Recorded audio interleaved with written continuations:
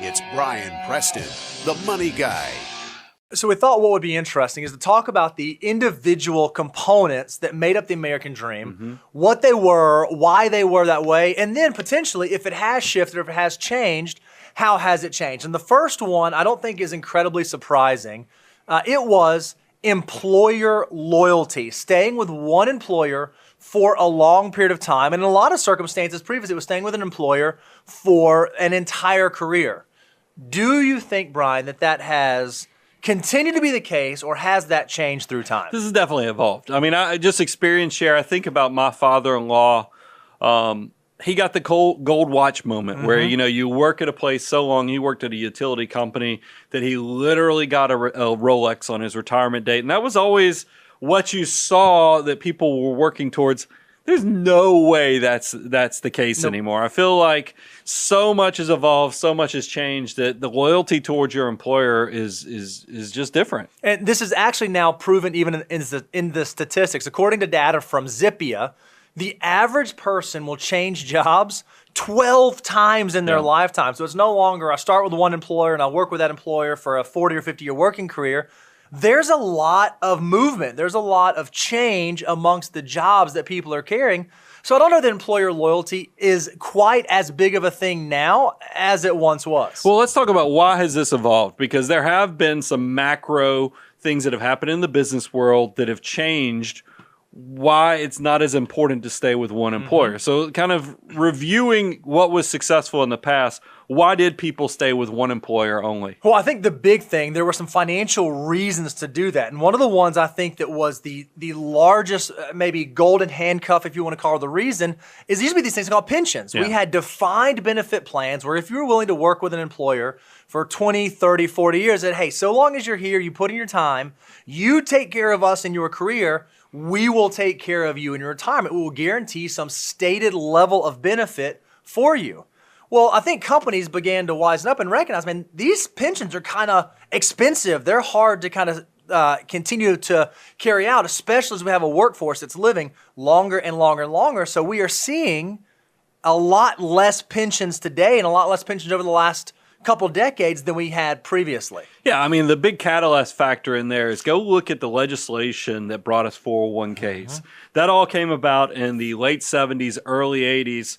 And we even had a stat of the number of pensions that used to exist, but then the change and the evolution of how many 401ks have grown to kind of replace that relic of something that we all kind of, I mean, I'm still jealous of our, of some of our clients that come in as teachers or as, civil servants, as police officers, as firemen and women. I mean, it's kind of amazing how this has evolved just looking at the stats. Yeah, what's wild is in 1975, the total number of defined contribution, that's like a 401k type plan, was about 8,600.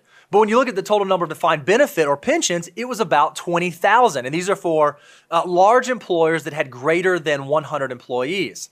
Well, fast forward now into the 20-teens, and you can see that pensions have dropped from 20,000 pensions out there publicly available to only about 7,700. And yet, defined contribution plans, 401k, 403b type plans for those employers has skyrocketed from that 8,600 in 1975 all the way up to almost 85,000 by the end of 2018. Well, what I think is really telling on this, no doubt, as we've gone through the years, part of what we talk about innovation, opportunity, there are a lot more employers than there were in 1975. The number, the pie is much bigger, and that's a good thing. But I do think it's quite telling that here we are, and this data ended at the end of, is this 2015, 2016, there were, you can see the number went from 20,000 pensions in 75 to now 7,700, even though the pool of employers is substantially larger.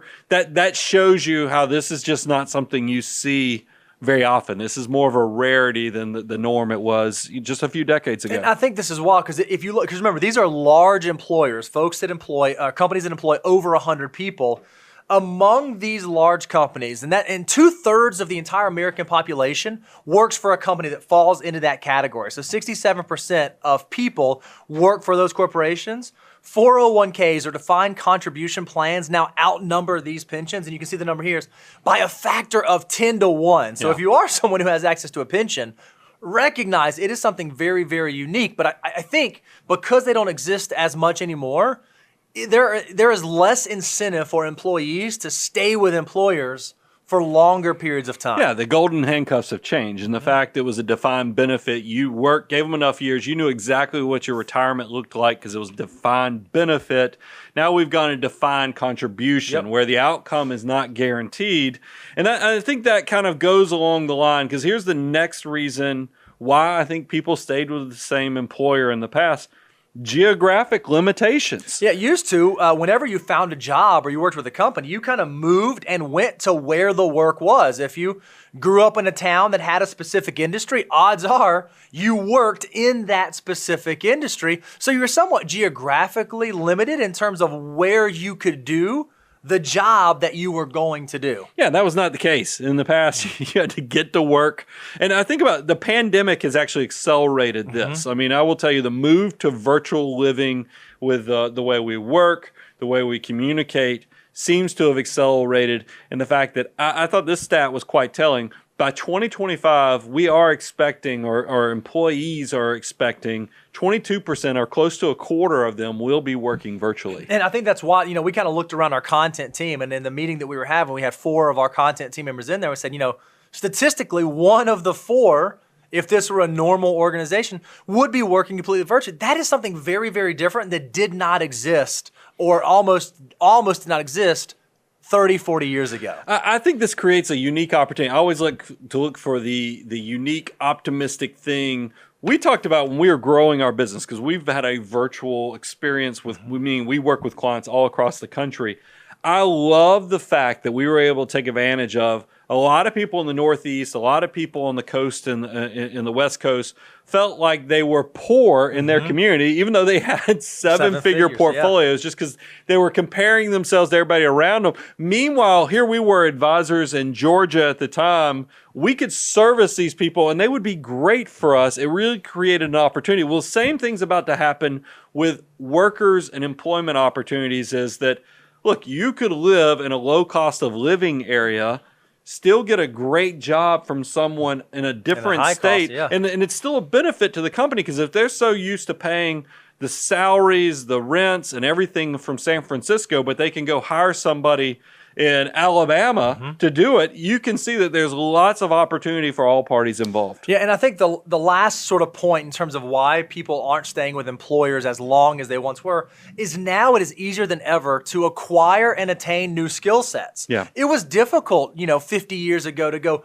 gather a new skill set. So whatever you started doing at the beginning of your career was probably what you continue to do. Well, we have a number of clients, Brian, that they might be on their 3rd or 4th career in the 3rd or 4th industry, and they haven't even gotten to retirement yet because it is so easy to add new skill sets and to develop new skills in this sort of flat world that we live in now. I saw a comment just this morning on the YouTube channel that said, everything I need to know I can find on YouTube. It's 100% true. And it is amazing how much of our life and access to information has been revolutionized by technology. So that is also translated to opportunities for you to make money off of that, to work off of that. And that's pretty exciting.